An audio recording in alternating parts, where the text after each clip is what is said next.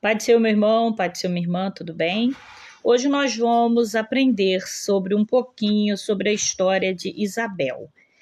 Vamos orar? Pai amado, Pai querido, em nome de Jesus, te louvo, te glorifico, te exalto, te bendigo, por mais uma vez poder estar aqui ministrando com teu filho e tua filha, mais um estudo da tua palavra, de personagens da tua palavra.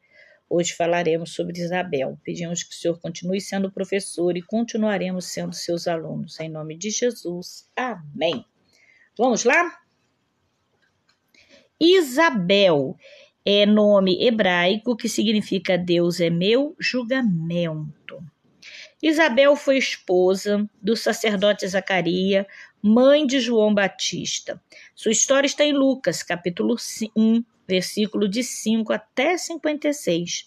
Sua história é registrada apenas por Lucas e se limita ao capítulo 1 do evangelho escrito por ele. Isabel também era da linhagem sacerdotal, sendo descendente de Arão. Sendo assim, seu casamento com o sacerdote Zacarias, dentro da visão judaica, seria considerada a união perfeita. Provavelmente, Isabel foi assim chamada em homenagem a Eliseba, no hebraico Elis-Reba, que vem da mesma raiz hebraica que Isabel, que era esposa de Arão, lá em Êxodo, capítulo 6, versículo 23. Isabel e Zacarias eram justos e irrepreensíveis em sua dedicação à lei, Lucas capítulo 1, versículo 6, e podem ser incluídos entre os piedosos judeus que estavam ansiosamente esperando a vinda do Messias. No entanto, eles não haviam tido filhos, e ele, além de idoso, Isabel era estéril.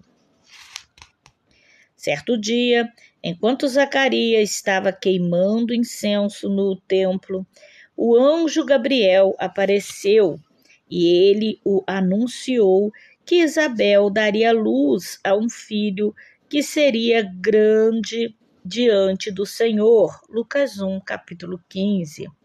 Essa palavra se cumpriu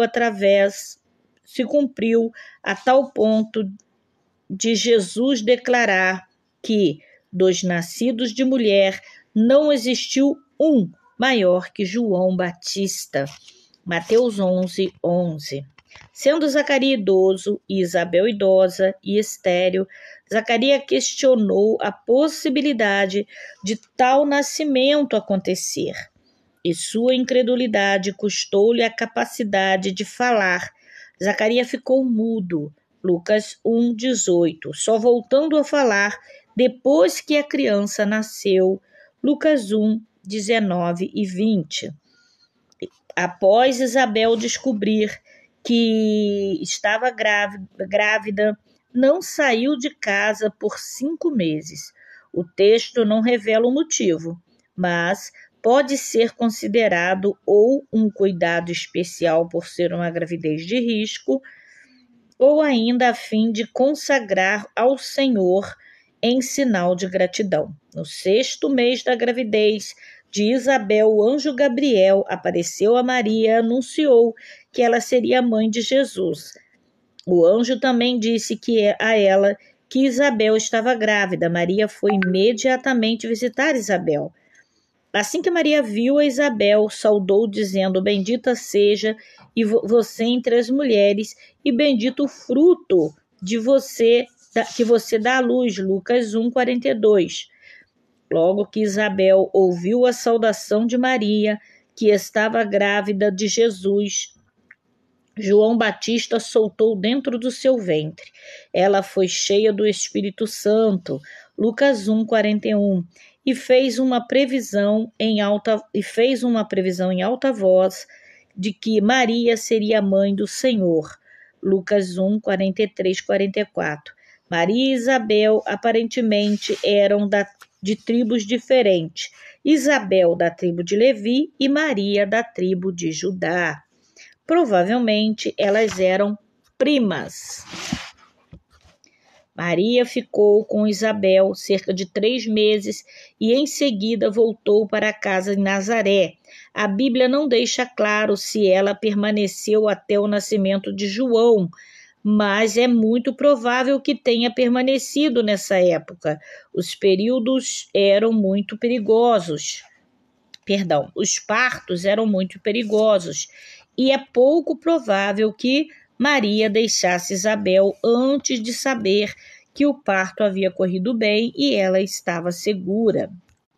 Deu uma bloqueada aqui, perdão. E ela estava segura. João Batista recebeu esse nome no 8º dia do mês, na cerimônia da circuncisão.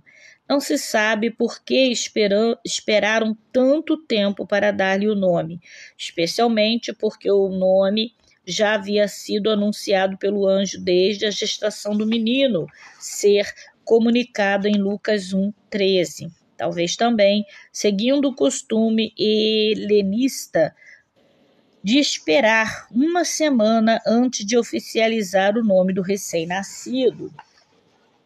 O mesmo entanto, queria que a criança fosse chamada... No entanto, né? Alguns queriam que as crianças chamassem Zacarias, nome do pai. Mas Isabel fez objeção a isso, insistiu que o nome seria João.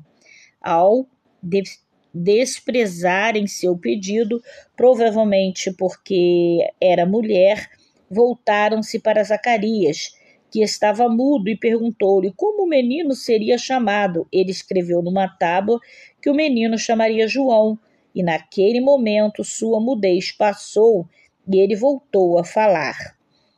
Zacarias, então, cheio do Espírito Santo, profetizou sobre o futuro do seu filho, dizendo que ele seria um profeta do Senhor. Lucas 1, de 64 até 79.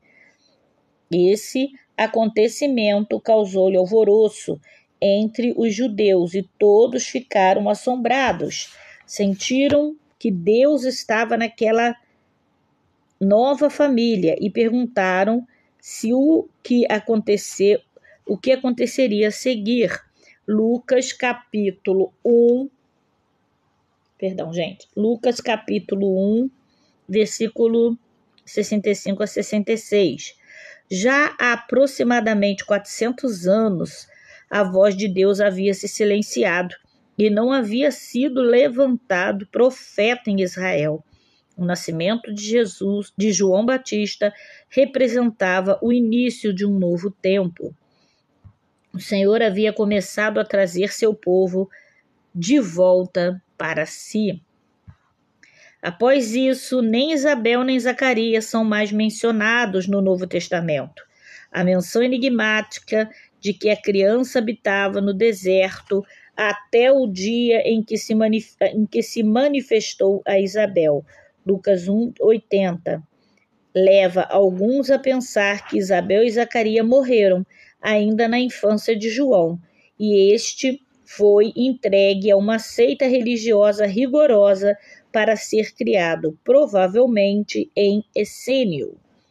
Amanhã nós vamos começar mais um período, amanhã não, né? Segunda-feira, que amanhã é sábado, que nós devemos provavelmente dividir entre 2 partes, mas eu vou tentar não vou garantir porque é um pouco grande, porque nós vamos começar a falar do profeta Isaías. Isaías, nome no hebraico, que significa Deus é a salvação. Então, segunda-feira, com você, começaremos a história aqui no Facebook, nesse estudo maravilhoso dos principais personagens bíblicos. Hoje falei sozinha aqui, né? Mas amém, sobre Isaías, tá bom? Até amanhã, beijinho. Até amanhã não, até segunda, beijinho.